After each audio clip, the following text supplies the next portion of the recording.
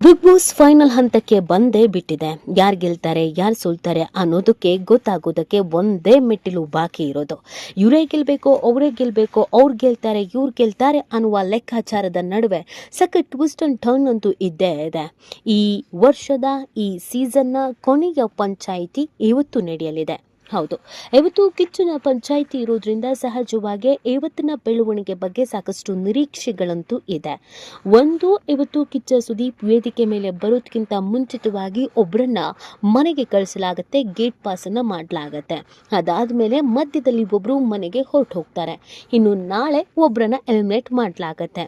ಇಲ್ಲ ಅಂತ ಹೇಳಿದ್ರೆ ಇವತ್ತು ಕಿಚ್ಚ ಬರೋದಕ್ಕಿಂತ ಮುಂಚೆ ಒಬ್ರು, ಇನ್ನುಳಿದಂತೆ ನಾಳೆ ಇಬ್ಬರು ಒಟ್ಟಿಗೆ ಬಿಗ್ ಬಾಸ್ ಮನೆಯಿಂದ ಹೊರಗೆ ಹೋಗ್ತಾರೆ. ಹಾಗಾಗಿ ಬಿಗ್ ಬಾಸ್ ಮನೆ ಖಾಲಿ ಆಗೋದ್ರಲ್ಲಿ ಎರಡು ಮಾತಿಲ್ಲ. ಹಾಗಿದ್ರೆ ಯಾರು ಇರ್ತಾರೆ, ಯಾರು ಹೋಗ್ತಾರೆ, ಲೆಕ್ಕಾಚಾರ ಏನು, ಯಾವ ರೀತಿಯಾಗಿ ಈ ಲೆಕ್ಕಾಚಾರವನ್ನು ಹಾಕಲಾಗಿದೆ, ಬಿಗ್ ಬಾಸ್ನ ಪ್ಲಾನ್ ಏನು, ಕೊನೆಗೆ ಉಳ್ಕೊಳ್ಳೋದು ಯಾರು, ಇದೆಲ್ಲವನ್ನ ಕೂಡ ಈ ವಿಡಿಯೋದಲ್ಲಿ ಕಂಪ್ಲೀಟ್ ಆಗಿ ಹೇಳ್ತಾ ಹೋಗ್ತೀವಿ. ಎಸ್, ಬಿಗ್ ಬಾಸ್ ಅಂದ ತಕ್ಷಣ ಎಲ್ರಿಗೂ ಸಿಕ್ಕಾಪಟ್ಟೆ ಕಾಂಟ್ರವರ್ಸಿ ನೆನಪಾಗತ್ತೆ. ಅದ್ರ ಜೊತೆಗೆ ಹಿಂದಿನ ಸೀಸನ್ಗಳಲ್ಲಿ ಯಾರು ಗೆದ್ದಿದ್ರು ಅನ್ನೋದು ನೆನಪಾಗುತ್ತೆ. ಜೊತೆಗೆ ಈಗ ಯಾರು ಗೆಲ್ಲಬಹುದು ಅನ್ನೋದು ಕೂಡ ತುಂಬಾನೇ ಕ್ಯೂರಿಯಾಸಿಟಿಗೆ ಕಾರಣವಾಗಿದೆ. ಈ ಬಾರಿ ಅಂತೂ ಸಖತ್ ಟ್ವಿಸ್ಟ್ ಇದ್ದಿದ್ರಿಂದ ಇರ್ತಾರೆ ಅನ್ಕೊಂಡವರು ಮನೆ ಬಿಟ್ಟು ಹೋದ್ರು, ಹೋಗ್ತಾರೆ ಅನ್ಕೊಂಡವರು ಮನೆಯಲ್ಲಿ ಇನ್ನೂ ಇದ್ದಾರೆ. ಇನ್ನೇನು ಮುಗಿದೇ ಹೋಯ್ತು ಅನ್ನುವಾಗನೇ ಧನ್ರಾಜ್ ಎಡವಟ್ಟು ಮಾಡಿದ್ರಿಂದ ಧನ್ರಾಜ್ ಕಣ್ಣೀರು ಹಾಕಿ ಮನೇಲೆ ಕೊನೆಗೆ ಉಳ್ಕೊಂಡಿದ್ದಾರೆ. ಗೌತಮಿ ಹೊರಗೆ ಬಂದ್ರು ಅಂತ ಸಿಕ್ಕಾಪಟ್ಟೆ ಸುದ್ದಿ ಓಡಾಡಿದ್ರು ಕೂಡ ಗೌತಮಿ ಮನೆ ಒಳಗೆ ಇದ್ದಾರೆ. ಇದೆಲ್ಲದರ ನಡುವೆ ನಿನ್ನೆ ಕೊನೆಯ ಹಂತದ ನಾಮಿನೇಷನ್ ಕೂಡ ಆಗಿದೆ. ಹೀಗಿರ್ಬೇಕಾದ್ರೆ ಇವತ್ತು ವಾರದ ಕತೆ ಕಿಚ್ಚನ ಜೊತೆ ಆಗತ್ತೆ. ಸೊ ಇಷ್ಟು ದಿನ ಕಿಚ್ಚ ಸುದೀಪ್ ಯಾರಿಗೆ ಬೈತಾರೆ, ಯಾರನ್ನು ತೆಗಳುತ್ತಾರೆ, ಯಾರನ್ನು ಹೊಗಳುತ್ತಾರೆ ಅನ್ನೋದನ್ನ ನೋಡ್ತಾ ಇದ್ರು. ಆದ್ರೆ ಇವತ್ತು ಯಾರನ್ನು ಮನೆಗೆ ಕಳಿಸ್ತಾರೆ ಅನ್ನೋದನ್ನ ನೋಡುವಂತಾಗಿದೆ. ಹೌದು, ಬಿಗ್ ಬಾಸ್ನಲ್ಲಿ ಇವತ್ತು ಮತ್ತು ನಾಳೆ ಕಿಚ್ಚ ಸುದೀಪ್ ಅವರು ಮಹತ್ವದ ನಿರ್ಣಯಗಳನ್ನು ಕೈಗೊಳ್ಳಲಿದ್ದಾರೆ. ಇದು ನಾಮಿನೇಟ್ ಆಗಿರುವ ಸ್ಪರ್ಧಿಗಳ ಆಟವನ್ನ ನಿರ್ಧಾರ ಮಾಡಲಿದೆ. ಮಿಡ್ ವೀಕ್ ಎಲಿಮಿನೇಷನ್ ತಪ್ಪಿಸಿಕೊಂಡ ಕಂಟೆಸ್ಟೆಂಟ್ಗಳಿಗೆ ಡಬಲ್ ಎಲಿಮಿನೇಷನ್ ಭೂತ ಬಂದು ಎರಗಿದೆ.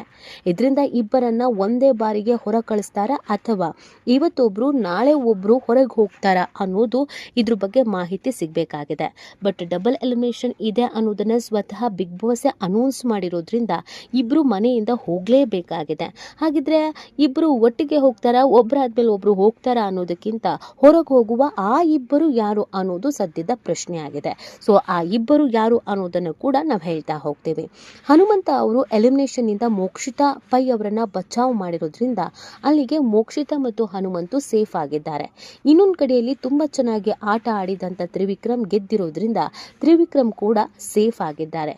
ಉಳಿದಂತೆ ಇದೀಗ ಸಂಕಷ್ಟದಲ್ಲಿ ಇರೋದು ಗೌತಮಿ, ರಜತ್, ಮಂಜು, ಭವ್ಯ ಹಾಗೂ ಧನ್ರಾಜ್. ಇವರಿಷ್ಟು ಜನ ನಾಮಿನೇಟ್ ಆಗಿರೋದ್ರಿಂದ ಇವರಿಷ್ಟು ಜನರಲ್ಲೇ ಇವತ್ತು ಯಾರಾದ್ರೂ ಇಬ್ರು ಹೋಗ್ಬೇಕು, ಇಲ್ಲ ಅಂದ್ರೆ ಇವತ್ತೊಬ್ರು ನಾಳೆ ಒಬ್ರು ಹೋಗ್ಲೇಬೇಕು. ಸೊ ಈ ಮುಖಾಂತರವಾಗಿ ಬಿಗ್ ಬಾಸ್ ನಲ್ಲಿರುವಂತ ಮನೆ ಸಂಪೂರ್ಣವಾಗಿ ಖಾಲಿ ಆಗೋದ್ರಲ್ಲಿ ಎರಡು ಡೌಟೇ ಇಲ್ಲ. ಈ 6 ಸ್ಪರ್ಧಿಗಳಲ್ಲಿ ಯಾರ ಮನೆಯಿಂದ ಹೋಗ್ತಾರೆ ಅನ್ನೋದು ಈಗಿರುವಂತ ಪ್ರಶ್ನೆ. ಕೊನೆಯಾಗಿ ಉಳ್ಕೊಳ್ಳೋದು 5 ಜನ ಮಾತ್ರ ಆಗಿರೋದ್ರಿಂದ ಯಾರು ಹೋಗ್ತಾರೆ ಅಂತ ನೋಡಿ. ಬಿಗ್ ಬಾಸ್ ದಿನದಿಂದ ದಿನಕ್ಕೆ ರಂಗೇರ್ತಾ ಇದ್ದು ಯಾರು ಮನೆ ಬಿಟ್ಟು ಬರ್ತಾರೆ ಅನ್ನೋದು ಕೂಡ ಕಾಡ್ತಾ ಇದೆ. ಇದರಲ್ಲಿ ಇಬ್ಬರು ಹಿಂದೆ ಜಾಗ ಖಾಲಿ ಮಾಡ್ತಾರ ಅನ್ನೋದು ಪ್ರಶ್ನೆ ಆಗಿರೋದ್ರಿಂದ ಸೊ ಮೊದಲಿಗೆ ಯಾರಿಬ್ರು ಹೋಗ್ಬೋದು ಅನ್ನೋದನ್ನ ನೋಡೋದಾದ್ರೆ ಈಗ ಮನೆಗೆ ಹೊರಗಡೆ ಹೋಗೋದಕ್ಕೂ ಕೂಡ ಟಫ್ ಫೈಟ್ ಇದೆ. ಅದರಲ್ಲಿ ಆ ಮುಂಚೂಣಿಯಲ್ಲಿ ಇರೋದು ಒಂದು ಭವ್ಯ, ಇನ್ನೊಂದು ಗೌತಮಿ, ಅಪ್ಪಿತಪ್ಪಿದ್ರೆ ಧನ್ರಾಜು. ಈ 3 ಜನದಲ್ಲಿ ಯಾರಾದ್ರೂ ಇಬ್ರು ಖಂಡಿತವಾಗಿ ಹೊರಗೆ ಬರ್ತಾರೆ ಅಂತ ನೀವು ಲೆಕ್ಕಾಚಾರ ಹಾಕಿದ್ರೆ ಖಂಡಿತವಾಗಿಯೂ ನಿಮ್ಮ ಲೆಕ್ಕಾಚಾರ ರೈಟ್ ಇದೆ.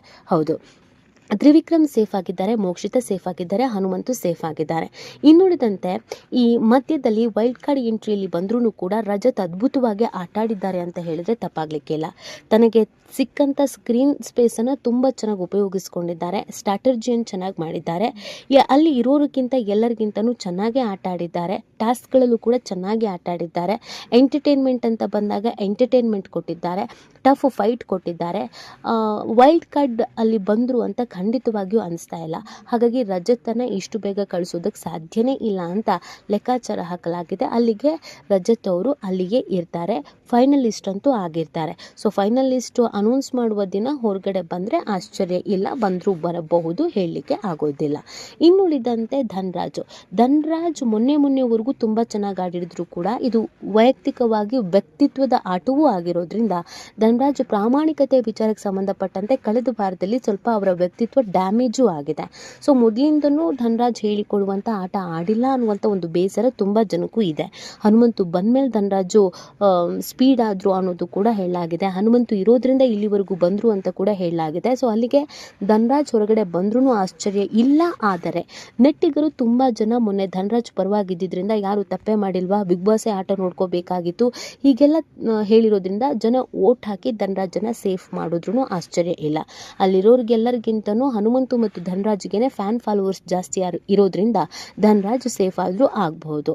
ಸೊ ಅಲ್ಲಿಗೆ ಉಗ್ರಂ ಮಂಜು ಮತ್ತು ಗೌತಮಿ ಹಾಗೆ ಭವ್ಯ ಉಳ್ಕೊಳ್ತಾರೆ.